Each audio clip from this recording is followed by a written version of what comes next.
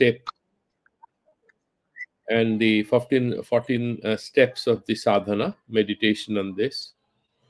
And of these, we were discussing the what is nididhyasana, sajatya pravahasya vijadya tiraskriti, that is niyama, yama, niyama, tyagaha. And then we came to discuss the meaning of what it means to maintain silence. And that is what we were discussing. So, yasmat vacho nivartante aprapya manasa saha yanamaunan yogi gamyam bhavet tad bhave sarvada buddha.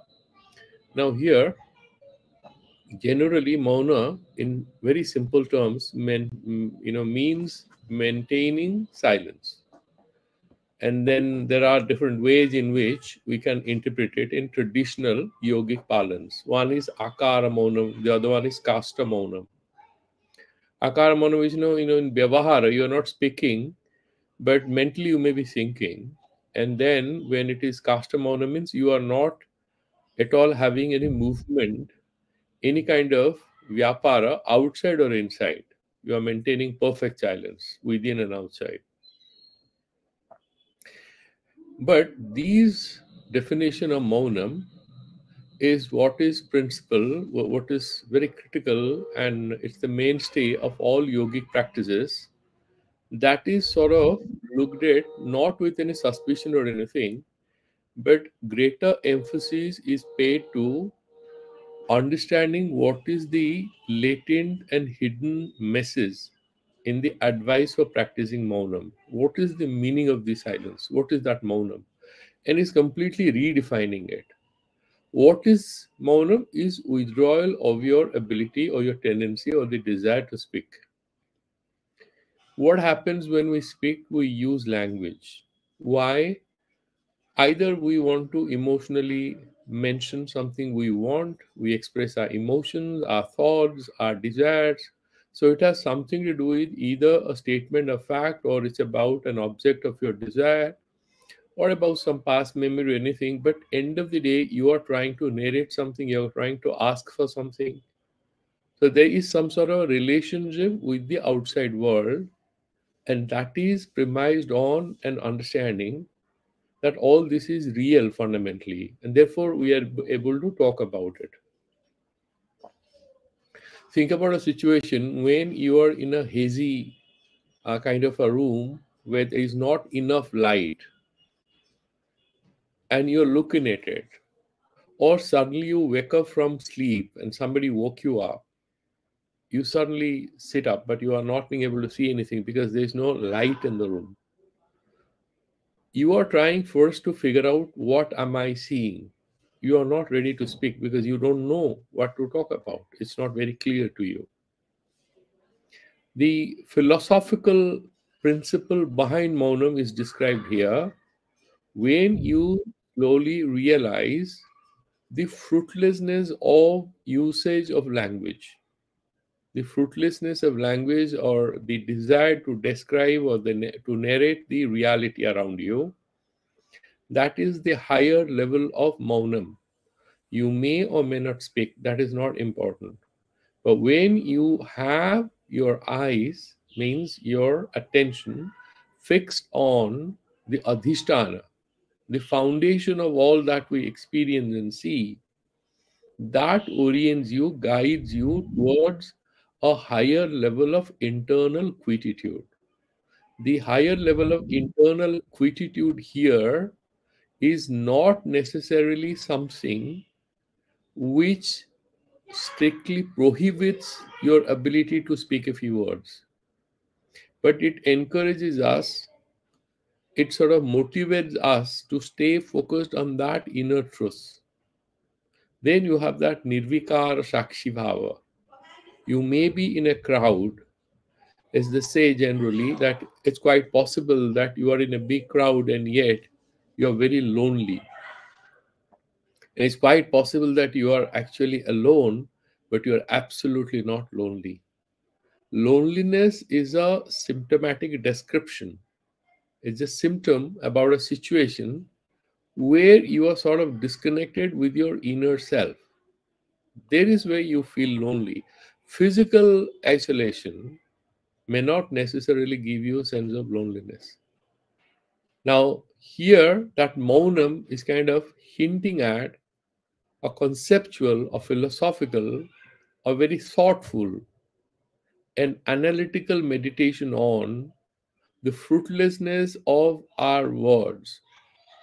Vacharamhanam vikaro nama dheya, nritika ityavam satyam. That adhisthana drishti. When we have that, then the details lose their grip over us. We still would be dealing with them. Therefore, here he is giving three definitions of what is silence or maunam in three verses. Two verses. No, three verses, 6, 7, and 8. 106, 7, and 8. So in the first verse, he's saying, do you know one thing? Even if you try to describe the Brahman, you would not find appropriate words to describe the Brahman because it is avang manasagochara. So it's fruitless to talk about Brahman. You read about it in the text. Even Bhagavan Shankaracharya says, don't get into these too much of intellectual, mental conceptualization of different concepts. Because he says that if you do it, okay, Savdajalam Maharanyam, it's a big jungle, it's a wood. And in the wood, you can get into it, you'll never come out of it alive. A lot of concepts, like all professors, they're good, they're wonderful people. But if you look within, do they feel they are enlightened? They still go to spiritual gurus and all. They have read all philosophical concepts. First definition, that with words you cannot capture Brahman. Words become fruitless. That is how it's captured here. Yasmat vacho nivartante aprapya manasasaha yan maunam yogivir gamyam. But that maunam, that level of quietude or silence, that means that particular state of realization, because through words you cannot touch the Brahman, but you can reach there, that unity. How? Tad bhave sarvada buddha. That particular thing, that state of realization, that state of unity, that is what is called maunam. It's a very innovative definition. Then if you look at the Sanskrit commentary of Vidyaranya Muni, he says, Atha maunam lakshayati yasmaditi sabda prabhritti nimitta jati kriyadir abhavat manovacham agocharam yan maunam. That which is not accessible either through thoughts or words. Why? Because prabhritti nimittaka, we had discussed that yesterday in the previous class, that either you have jati or vyakti or a guna or a kriya. These are the things because of which you are able to describe something. You are describing the color of a pen. You can write about it. There is some kriya. What do you narrate? When you mention any sentence, you can fix it. But these things are not there in the Brahman. It cannot move. Doesn't have any qualities. It has no class of things. It's a jatiya vijatiya veda rahita. And therefore, what happens? Therefore, the very purpose of usage of words becomes futile, becomes without a purpose. He's saying, Tad Brahma Tathapi Yogi Virgamyam, only through the wise ones. How? Pratyak Abhinnatvena Prapyam. Now, even if you have a yoga, now there are two ways in which you can look at this word yoga. One is yoga means usually yoge, to connect with something. So Sanyoga, Vyoga, yoga is always about a relationship. But there is the dhaturupa, the roots, etymological roots of yoga. There could be another way to look at it. Use samadhau. Patanjali talks about yoga, chitta vritti nirodha. He's not talking about connecting with anything. He's talking about samadhi, chitta vritti nirodha. Usually yoga is tantra and other things. That's more relevant there. Now here, what he's mentioning here is pratyak abhinnatvena. Same also in Vedanta as in Patanjali Yoga Sutras. You are not meditating on Brahman as separate from you, pratyag, that pratyagatma, avinnatvena, because you are meditating on the Mahavakya, aham brahmasmi, tattvamasi. So you are purifying the notion of that jiva, tvam, vachyartha is jiva, and what is the lakshyartha? That chaitanya, pratyag chaitanya is inside, which is free from any kind of stains, any kind of upadhis, any kind of labels.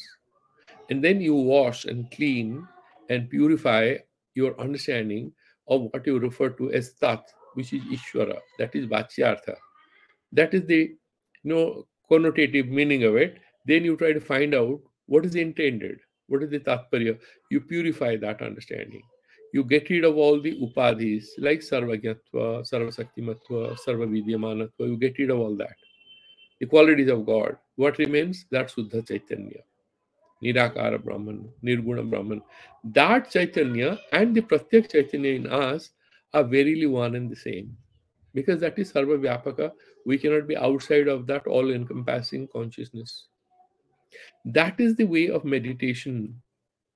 We are, it's a beautiful imagination. Just even give a thought experiment a chance. We are meditating. Thakur Ramakrishna used to say that he used to meditate so deeply that he used to feel Kali within himself. It's like he used to become Kali. There's no more any remnant of the jivatva in his consciousness that I'm a human being, I'm this. He loses all that and verily establishes that divinity. Look at Radha. Her consciousness is full of Lord Krishna. And there are this Navada Bhakti where they talk about Dasya and Sakhya, They also love Lord Krishna. A lot of women treat him. A lot of widows in Bengal and Orissa, they don't take even prasad of any Shiva temple or Devi temple. They only consider Lord Krishna as their husband after their husbands have died. So they go to Vrindavan, they go to Puri. They are very particular about it. They only treat all these widows now this month of Kartik, they are in Puri to do this month. And what do?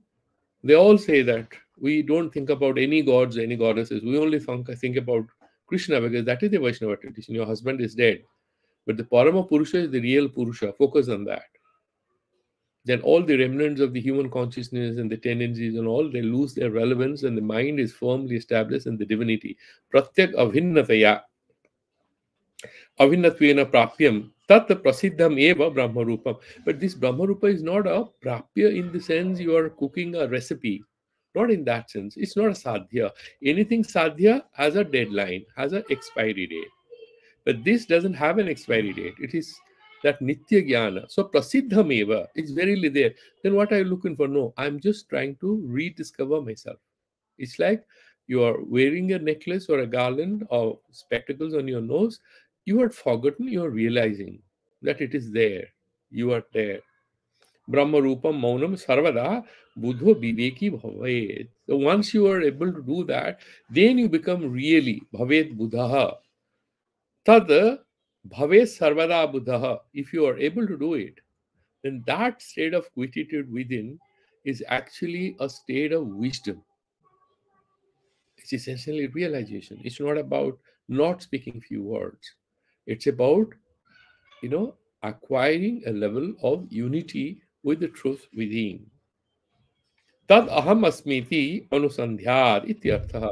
Now you meditate on this. Let me figure out what is the meaning of it. That is one definition of, what is Maunam. And we had looked at a few, Vedantic sentences to justify that. In the previous class, asabdam, asparsham, arupam, avyayam, yatha arasham, tatha arasam, nityam, agandha vacha, yat anadyanantam, mahataha, param dhruvam, nichaya, tan mrityum sukhat pramuchyate. This is it's a great thing from Kathopanishad. That Brahman which asabdam, asparsham, it doesn't have any sound. You can't hear it, you can't touch it, you can't feel it. It's avyayam. There is no denigration, there is no decomposition, there is no bikara, there is no parinama. Arasam, you can't taste it. Nityam, eternal. Agandham, you can't smell it. And then what is it? Anadi anantam. It doesn't have a beginning, doesn't have an end. Mahataha param. Now from the Mahatatva, it's beyond that. Dhruvam is completely stable. Dhruvam, beyond Mahat, great, eternal, unchanging. Then if you are able to reach there, then you are freed from the jaws of death. That is, in the first chapter, 1.3.15. Then we are going towards the second meaning of the Maunam.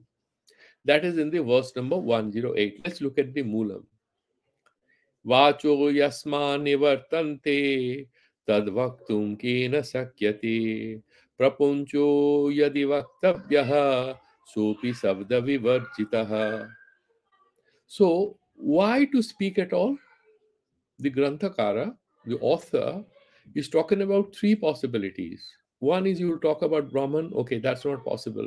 Okay, but I can talk about the samsara. I cannot talk about Brahman, so what? I can talk about the cricket match. I can talk about my relation, my friends, my job, my likes and dislikes. Why can't I talk about it? He's saying if you deeply meditate on it, because whatever is superimposed is not independent and free from and separate from the adhisthana or the substratum. The snake that appears on the rope is not independent of or different from the rope. Once you have realized it, you want to talk about the snake? No, you want to talk about the snake. Its date of birth, how venomous it is, how quickly can it bite and kill a person. It's just imagination. Therefore, if you further analyze, there is a prapancha upasama. You lose interest in the sansara. That is the second definition of mauna. Vacho yasma nivartante. Tad bhaktum kena sakyate. Who can talk about? That is the Brahman he's still talking about, elaborating it. Then he's saying, prapancho yadi vaktabhyaha. If you at all fancy that, okay, I will talk about the sansara, sopi savda vivarjitaha. My dear boy, please realize that also doesn't deserve your attention and you cannot even talk about it. Why so? I will talk about it. Then the teacher will hold our hands and will take us towards an understanding of what is Maya. What is the samsara? It is anirvachaniya Maya Krita. It's a product of Maya, not in a real sense. All this language in Vedanta is used to help us understand it. Like the children use their fingers to count and to multiply and to divide and subtract. It's kids. They use their fingers to count their numbers. If you say one, they'll show one finger. Two means two fingers. Later on, they get rid of it. Similarly, they do a lot of gesticulations to do some fast calculations. There are certain methods. So, they'll move their letters and all in the air. So quickly they will do it to do some arithmetical processing and quickly they'll give you the result. There are smart kids on YouTube. You may have seen a lot of programs. And there's a kind of mental training. So you are able to quickly do it and figuratively we're imagining it. But the numbers are real in what sense? Can you give me one? You will give me a pen. But I said, I'm not asking for the pen. Just give me one. That's an abstract thing. It's an abstract reality. And that's what, the philosophers of mathematics try to wrestle with to give us an answer. And that's a long debate. Bacho yasman nivartante tadbhaktum kena sakyate. That's done. Praponcho jadi vaktabhya sopi sabda vivarchitaha. This Maya is neither Sat nor Asad nor Sadasat. The snake that we see in the rope, is it Sat?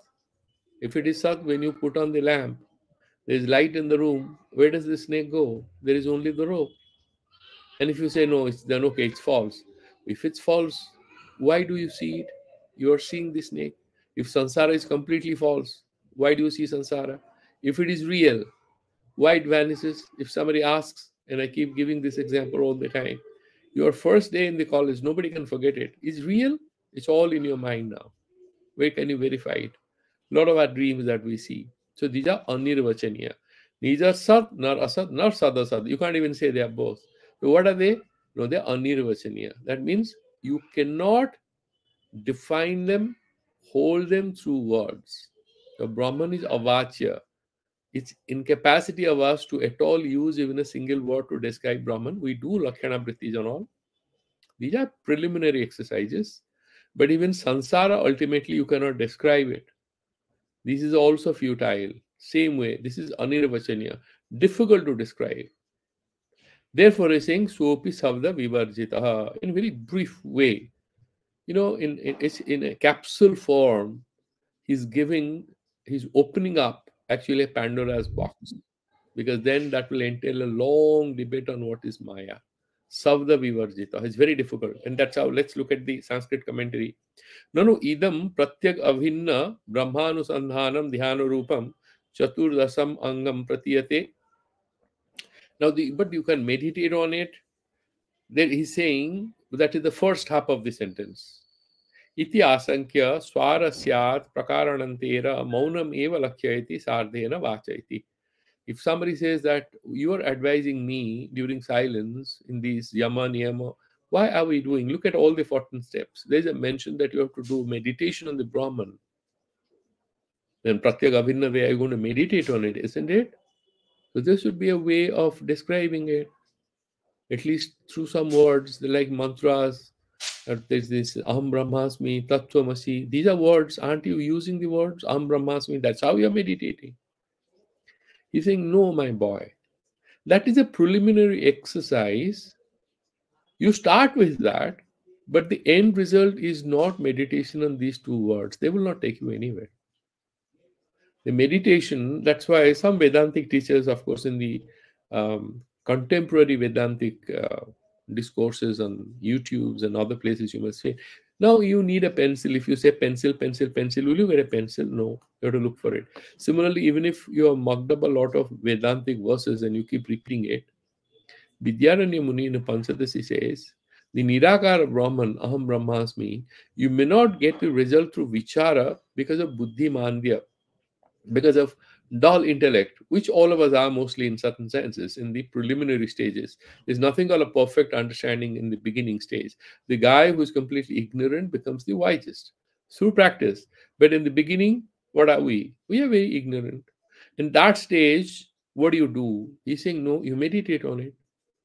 You may not know the meaning, you may not be able to do the vichara in a philosophical sense, but you can definitely meditate on it. And that also will take you there, in the bhakti tradition. So some kind of a Vedantic bhakti, meditating on the Brahman. Then if he's saying, no, that is fine as a practice, ultimately that's not valid. And he explains what? Tad vaktum kena sakyate. You cannot hold it in words. That's the first half. Second half, he says, it's not possible. Ayam bhava, finally he says, sabda prabriti nimitta abhavat Brahma yatha vag avishayam. The way Brahman is beyond the reach of your words. Vag avishayam. It's beyond the reach of your tongue, the reach of your words. Tatha nama rupa jatyadi prapanchopi. The sansara have a nama rupa, names and forms, class of things. We try to distinguish. Prapanchopi, this whole sansara, sad sadadi vikalpa asahasva. Neither it is sad nor it is asad. The snake is neither real nor real and unreal at the same time. Then what is it? Bhagadita. You can't even, there is only slight difference. The Brahman is abhachya, this is anirvachaniya. But in a very simple sense, language, use of words, any effort or initiative to bind them in language to make sense of them, not possible. Okay, so this is the second level of maunam, where in sansara dasa, bhuthana, samadhi dasa, he explained the first verse, that maunam. What is in the samadhi dasa? Because the Brahman, you start with meditation, but the ultimate maunam, the meaning of it is having realization is Brahman cannot be captured in words. Then you wake up, then you have Vyuthana Dasa, you're interacting, but you realize that all that you're doing, it's only like play, it's Leela. Ultimately, none of these are real. You're kind of play acting. It's like you are participating in a skit on a stage, in a one-act play. So they have given you a role and you're doing it. It has nothing to do with your personal, your real life. Similarly, our Jagrata Avastha, our Swapna Avastha, all that we are doing. Like, for example, Thakur Ramakrishna used to give that example that in the maidservant working in the Jamidar's house is all the time thinking about her own child, even though she is giving all love and affection to the little boy of the Jamidar as if that boy is her own child. They are happy, enjoying life. This poor lady is she's the midwife or she's the governess or the mother. She's taking care of the kids, thinking all the time about her own child. Like in Vaishnava Parampara, this Parakya Prema, We have a completely misleading understanding of it. But actual understanding the Vaishnava Paramparas, the Professor Sanyal, who was a principal of Ravensa College, which is now a university, written a beautiful 2 volume biography of Chaitanya Mahaprabhu, in which he has sort of discussed this aspect at one point. He says, it's like the gopi, she runs to Lord Krishna trying to escape the attention of a husband at night. It's not about flirtation or for philandering, run away from. It's not like a two-timing Lord Krishna. It's not about that. It's a misunderstanding. The secret meaning is that our sansara, our life, our husband, wife, relation, job, this is like your marriage. This is like your husband or wife. And you are craving for Lord Krishna. And therefore, when you go there, you are trying to have a little leeway to escape the grip of sansara, to return to the divine, because that's your reality. You are divine. So the gopis were craving for Lord Krishna, and we need to secretly crave for our divinity, ourself. As students of Vedanta, that is what is mentioned, that you cannot tell that I have to go do meditation. Oh, this guy is too showy. What kind of meditation is he doing? He's not performing. He doesn't have the assignments on time. Talking all nonsense, lazy guy. You need to sort of hide it from everyone. If you're going group of people on a picnic, you want to go to a temple, don't tell I'm going to a temple. I have to, talk to somebody. Can I have half an hour? Something urgent work. Go do, have your appointment. That's your date with yourself, date with the one you love, the divine. Therefore, he's saying, Sopi Sabda Vivarjitaha. And then we are going to the third definition. That definition is the Uttara Kala of sadhana, when we mature. So whether we are sitting in silence or we are speaking, that particular thing becomes irrelevant. And that's what you find in lives of the great saints, whether it's Ramana Maharshi or it is Thakur Ramakrishna Paramahansa, all the great sages. So what is he mentioning? Itiva tad bhavet maunam satam sahaja sanchitam gira maunam tu balanam prayuktam brahmavadivi. Itiva tad bhavet maunam. That's the third definition. What is called the sahaja avastha? As I was mentioning in the last discussion as to how Nigamananda Saraswati was kind of having a great day at Puri, chewing pan, going to temple, wearing these jasmine flower garlands and walking on the sea beach. And he was having a great time. A lot of people thought that he's a very aristocratic Jamidar from Bengal, from Calcutta. He's just having a funny time here. A lot of these aristocrats used to have their bungalows.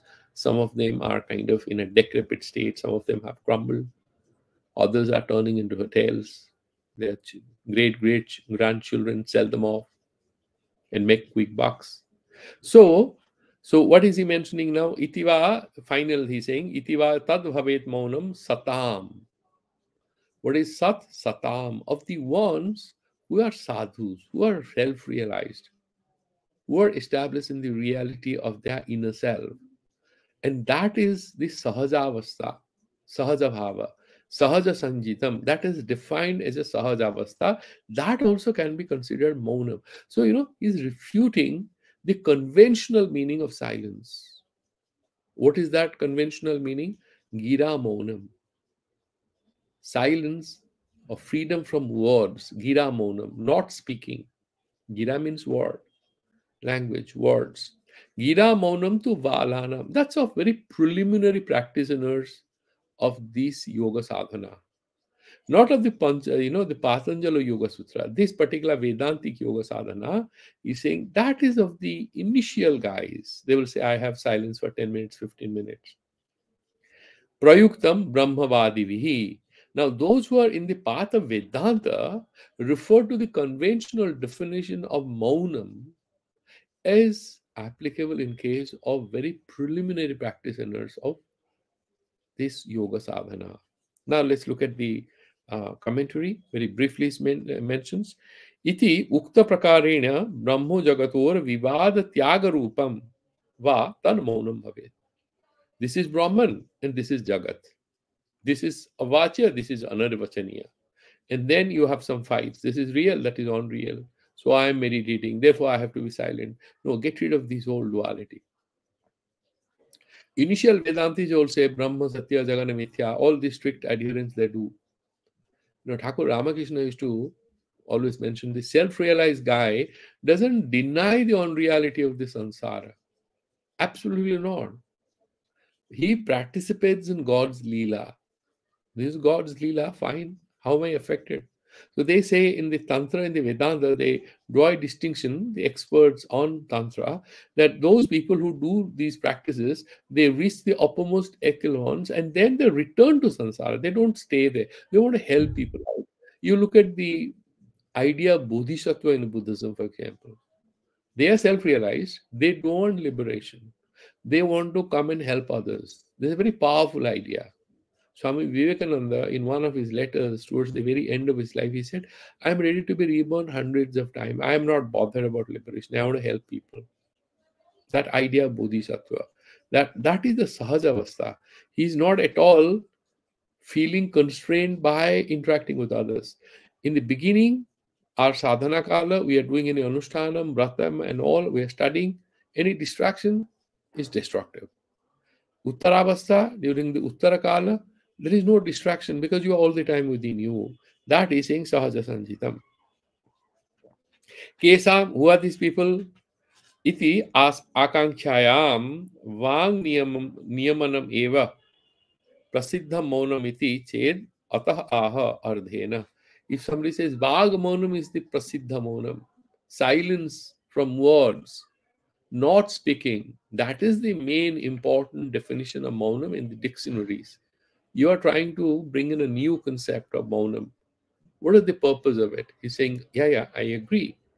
That is gira maunam, and that is for the kids in this whole path of self-realization. That is a very preliminary thing. That is what he's mentioning. Now, what are the relevant references? I'm just looking at. So,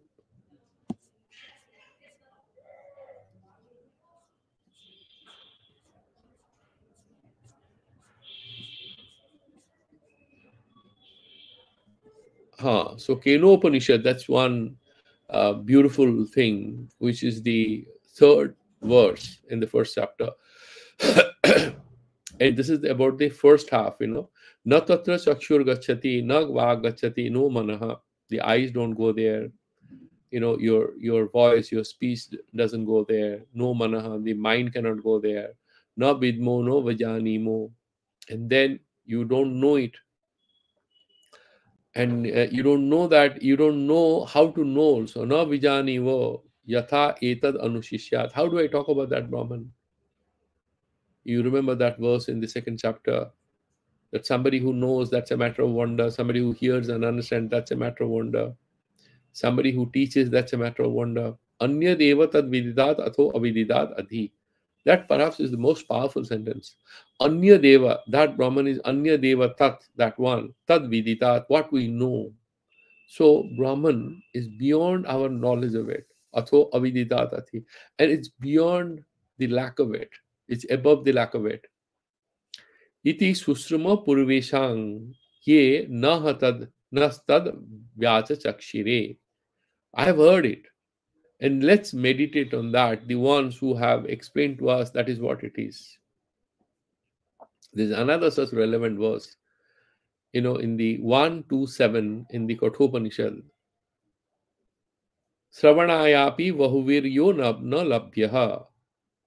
And even if you read about it, you hear about it, bahuvihi, you have a lot of Sravana, you won't get it.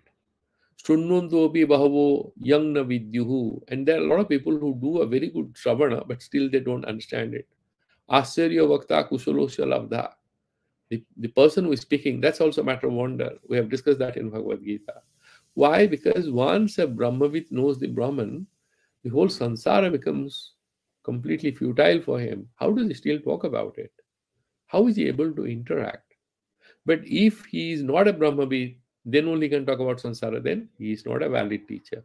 So once he becomes a Brahmavit, how does he talk? Otherwise, how do you have this, this whole Guru Shishya Parampara? Kusalasya Lavadha, and what is the guy who is doing Shravana? What is he listening to about? He's listening to the teacher about Brahman. What is that Brahman?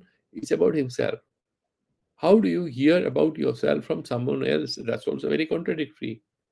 Aswarya Jnata in the one, Asaryavat Pasyati Enam in Bhagavad Gita. The one who knows, that's also it's matter of wonder. Kusala Anushishtaha. The person who knows, that's a sense of wonder, and the person you are taught by somebody, able teacher, that's also a matter of wonder. That is how we define it. Now we have done about the Maunam with several sentences. The next one is the definition of Desha. Vivikta Desha Sevitvam. You remember in the Bhagavad Gita, Bhagavan mentions that you must be able to find a place where you are kind of relatively secluded. So I'm sure that wherever you are right now, you must have asked the people who are around you that give me some space. I want to do an online class. It's quite possible your daughter is sitting by, your spouse comes in and goes out, and some friends comes in. They know that you're doing a class. It's possible that you are in silent mode. You can share a few words, but generally, if you're very serious and you're keenly listening, you have to maintain physical isolation, some distance, spatial distance. Now, he's saying for a Vedanti, that physical distance again is a preliminary state. Whatever is defined as either sthana, desha, in traditional yoga is kind of rendered upside down in Vedanta. Why? Because we are in Jnana Yoga. Everything is to do with our understanding, our internal meditation aspect of it. And that is the most beautiful thing of it. So let's look at the verse number 110. आदावन्ते च मध्ये च जनो यस्मिन्न विद्यते येनेदं सकलं व्याप्तं स देशो विजनः स्मृतः. Adau ante, adavante. In the beginning and in the end, cha madhye cha, and in the middle. Jano yasmin na vidyate, yasmin brahmani. First of all, this is the beautiful aspect of it, a little tricky, but think about it. In the Mandukya Upanishad, there is a very powerful sentence. Adavante yayan nasti vartamane pi tattatha, which was not there in the beginning, shall not be there in the end. It appears as if it's there in the middle, but it's also not there. What are the best example that you can give about this? Dreams. Or a lovely, sweet conversation you are having with the receptionist in a good five-star hotel when you're checking in. And she's well trained. She's very well trained. And she says, "Sir, how can I give you? Can I give you? They'll take, and this she'll come with you to help you check in, show you the room, explain things to you, and immediately send you a fruit juice or something. She'll do all that. These are complimentary. Yeah? You don't have to pay for it. So they take care of you.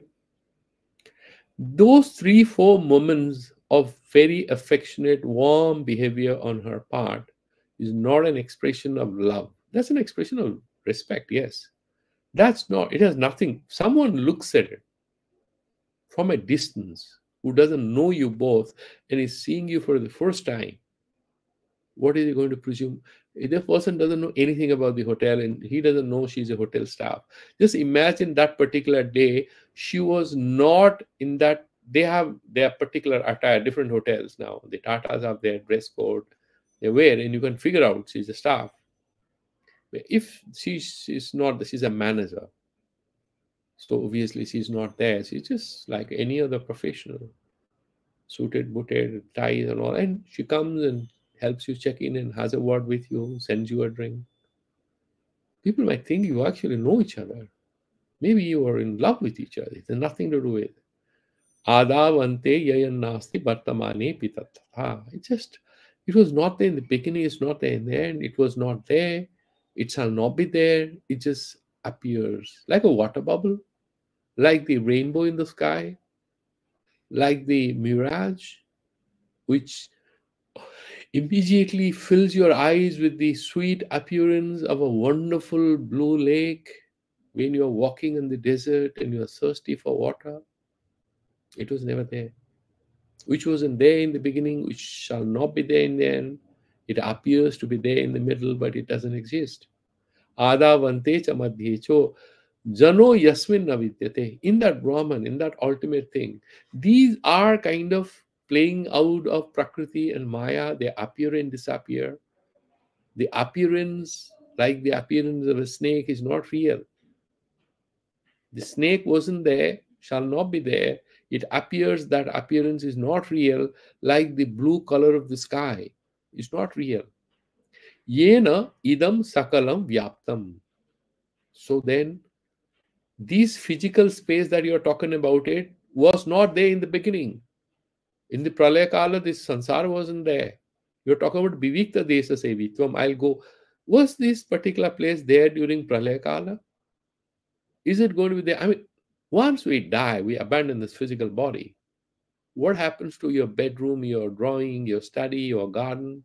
What happens? What happens to this beautiful sansara or this terrible sansara, whichever way you define it? The physical space is illusory. And therefore he says, Yena idam sakalam vyaptam. My dear boy, shift your attention from this vast expanse of physical space to the space of consciousness, the expanse of consciousness. Yenadam sakalam vyaptam, that by which everything is pervaded that you see right now, sadeshaha, that particular, there's a beautiful word in Buddhism, the South Korean variety.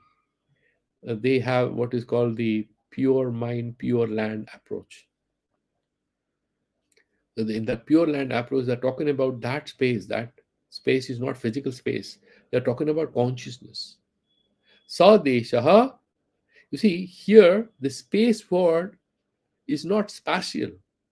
It's about an expanse, the vastness of consciousness.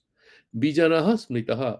My dear boy, if you are on the path of Vijnana, the path of meditation, the path of self-realization in the Vedantic parlance, then that is the real desha where you should sit and meditate.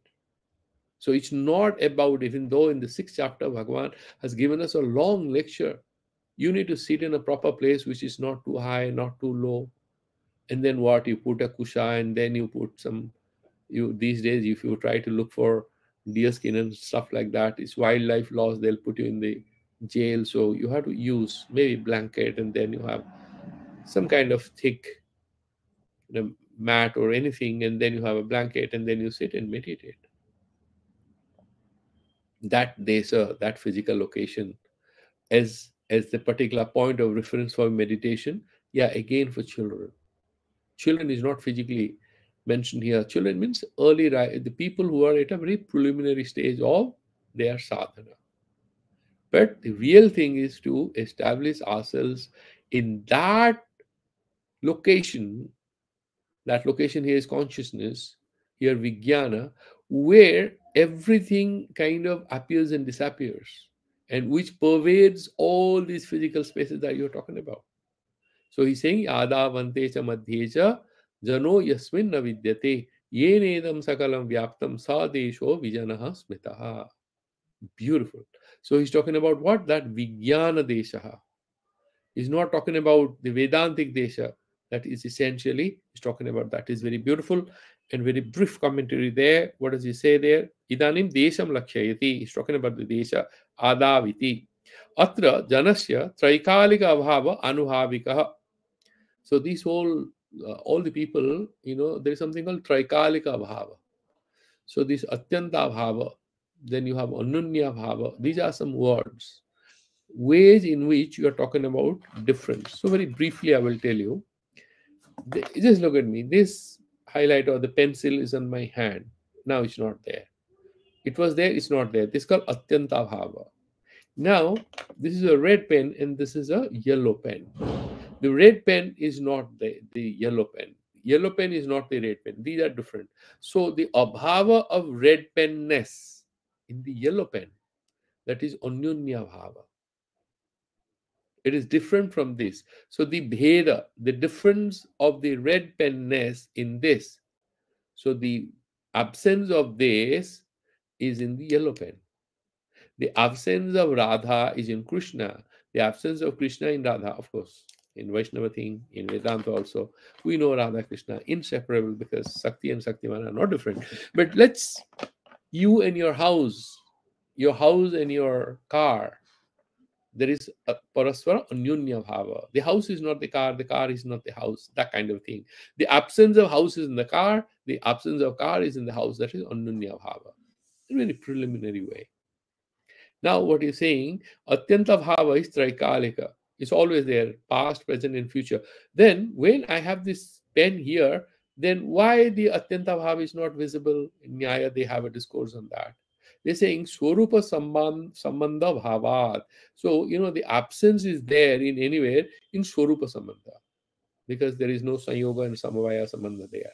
There is a tricky logical issue. Just briefly, he's saying that prasakti doesn't happen. That Swarupa Sambandhataya, this abhava is not evident here. Therefore, we see the pen, you don't see the absence of the pen, but absence of the pen, Atyanta Bhava, is Traikalika. That samsara was not there in the beginning, is not going to be there in the end. Now it appears, but it's not there. Like the snake in the rope. Then he's saying what? Even if it's there, it's not there. Therefore, he's mentioning Anubhavika swapratitya gyeha. You have to meditate on it. You have to do vichara and you realize that snake appears, it doesn't exist. It wasn't there, it shall not be there. Then, natu laukika sastriya pratiti bhyam. Laukika in sastriya. Some Shastra, the Shruti Vakya says Sansara is created. You do this Karma Kanda and all this. 85% of Vedas are talking about Karma Kanda and they consider Sansara real. Only few, very, very few verses, they are the ones who are talking about the Jnana thing, that Brahman is real, all other things are irrelevant. Karma is not the purpose of life. You have to go beyond that. So either Shastri or Laukika, with Sansara is visible, why can't talk about it? Why is it not valid to describe physical space as space for meditation, for dhyana? He's saying no. Either with the help of the sciences and geography and all that you have studied, or with the help of the experiences you have had in your everyday life, you cannot accept that physical space as real. Don't do it. You have to understand that they all appear, but they are evident, but they are not real. Virodhat iti bhavaha spashtamanya. That is how he's defining. So that is how the verse number 10 comes to an end. Because Bhagavan, for example, in the 9th chapter, he says in the 4th verse, Maya tatam idam sarvam. Tatam means vyaptam. By me, sarvam. Jagat avyakta murtina. I'm the avyakta murti. I'm not physically present. You can't see this. I'm everywhere. Mastani sarva bhutani na chaham te swavastitaha. This 4th verse, I was telling you that 9th chapter, 4th, 5th, 6th verses are very, very critical. That is about the ontology of the sansara. Bhagavan first says that I'm everywhere, they are not, and I'm not in them, they are all in me. And then next verse, you will say, I'm also not in them. What is the relationship? You will have some doubt. Bhagavan will say, the relationship is that between akasa, space, and the atmosphere. The atmosphere is connected with space, and you can say the atmosphere is in space, but there's no real, comprehensible relationship. Like there's a physical contact between space and air. No. How do you define it? Does space have physical presence? No. It's a physical category. Physical space as a physical category. Does it have a physical, does it have a body? No. We talk about, these are all imaginary. Therefore, he's saying in the Mandukya Upanishad, there's this verse 4, and in the 71st verse, Mandukya Karika, the 4th chapter, the 71st, in the Karika 71st verse, Nakasi Jayate Jivaha, all that we see, actually really no Jiva ever is born. Sambhavasya Navidyate, and it's physically, birth is not possible. Etad tad uttamam satyam yanna kinchit na jayate. And your ultimate truth is that nothing, whatever, is born. This is called ajatavada. One is sansar was there or not. There is something called abhasavada. It appears. The ultimate truth is it was never born. You remember there was this famous statement attributed to Osho. Maybe you must have said it. A lot of people quote him, especially his devotees. Somebody says, "Are you scared of death?"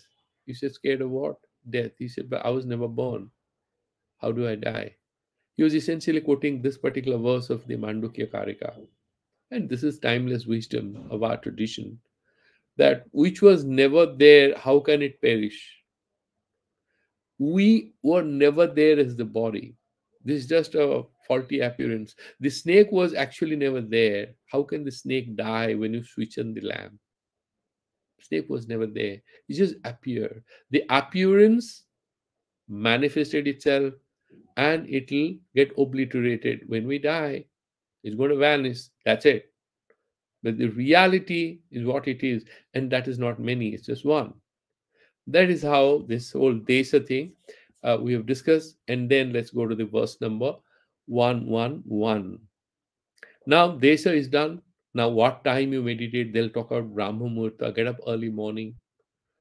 And 4:30 to 6 is excellent, 4 to 6, or in the evening. Some people say midnight is a wonderful time for meditation.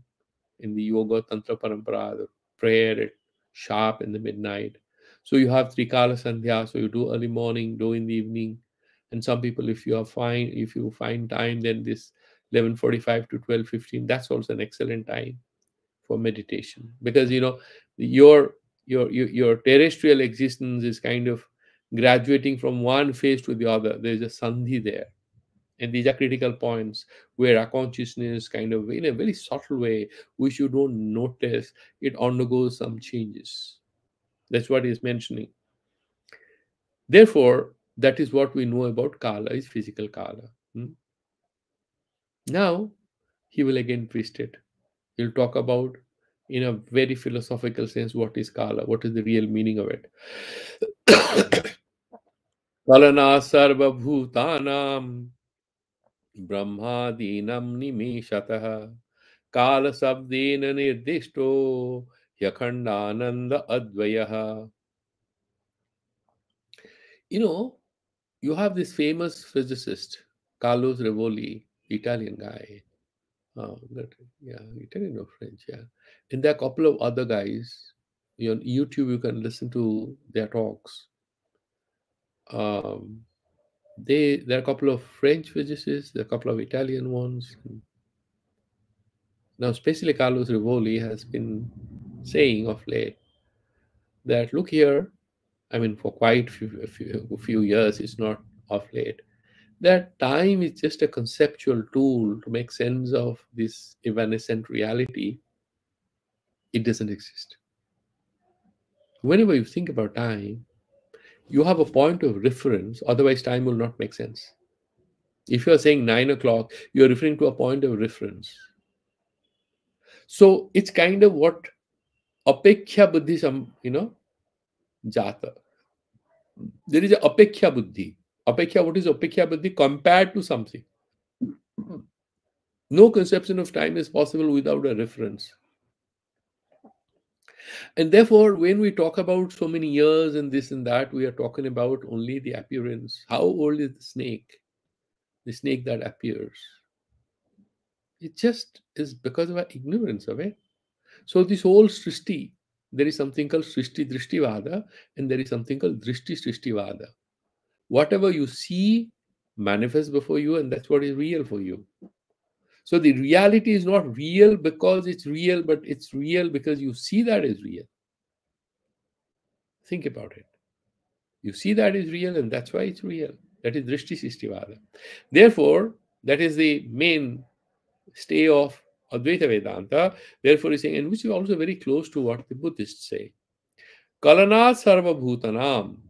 All this, whatever you see, whether it's Tavara or Jangama, what is, it's inanimate or animate, moving or living, plant kingdom, animal kingdom, all that. Sarva Bhutanam, Brahmadinam, starting with Brahma.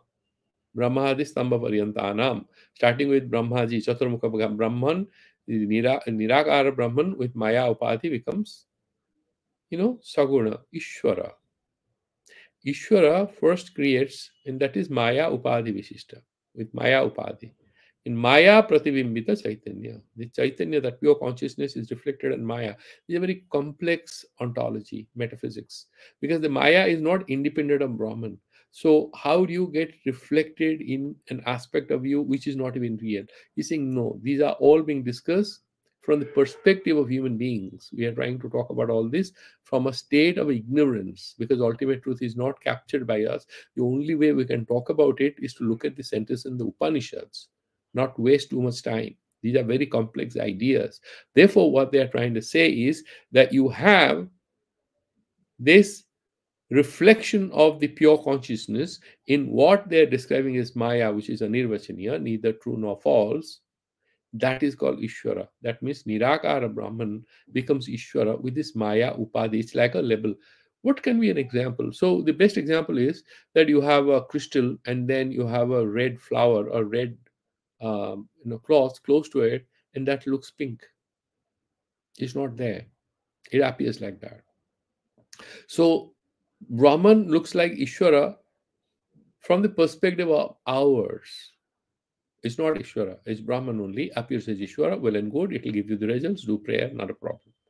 That Ishvara first creates the Panchatanmatras and then creates Hiranyagarbha. The Hiranyagarbha, these Panchatanmatras are Shukshma, not Indriya Grahya. His job is to now create samsara. So what he does is, for the Shastras, he tries to do Panchikarana. So then the Shukshma becomes Thula.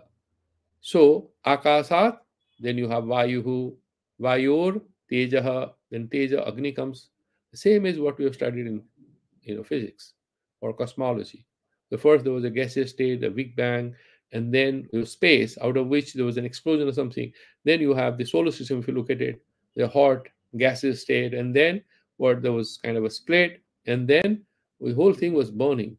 That was an effect. And then becomes ice age. The fire becomes water. And then you have small, amoeba and all kinds of jelly and stuff like that. And slowly things are emerging.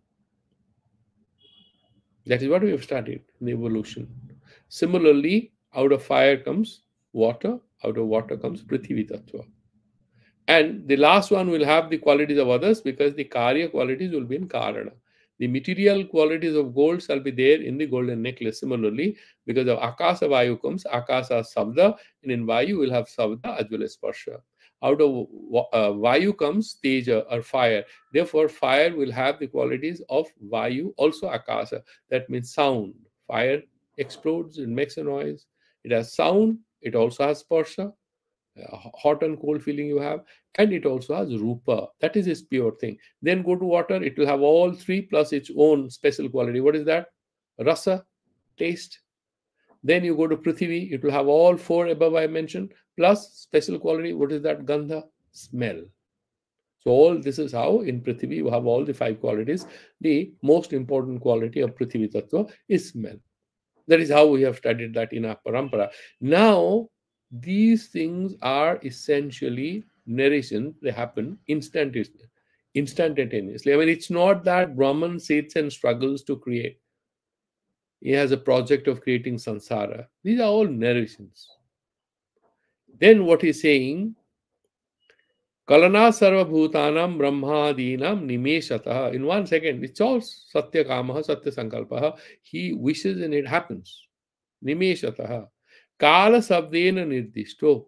Therefore, you please understand, what is Kala? Are these things real? Did they start on a particular day? Are they going to end? Is Brahmaji also real? He also gets exterminated. A Brahma Bhuvana Loka Punaravartin. Arjuna Bhagavan has said this.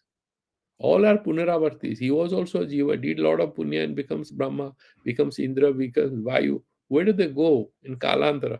They all get terminated. They get to the Vijavastha. And again samsara starts. So it's a cycle which repeats itself. And therefore what he says, Kala Savdena Nirdishto, he Akhandananda Advayaha. So what should we make sense of the word samaya or kala in our meditation, he says, look here, you have to think about that time which is beyond the clock time. There's this professor called Sumit Sarkar, who is no more, great intellectual. He was one of our professors in Delhi University.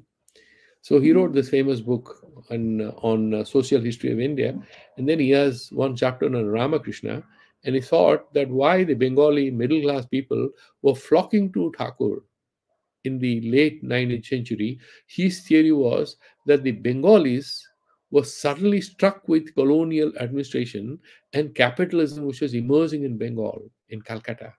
And there were these two things: chakri, you have to find a job. And if you find a job in the colonial administration, your life is done.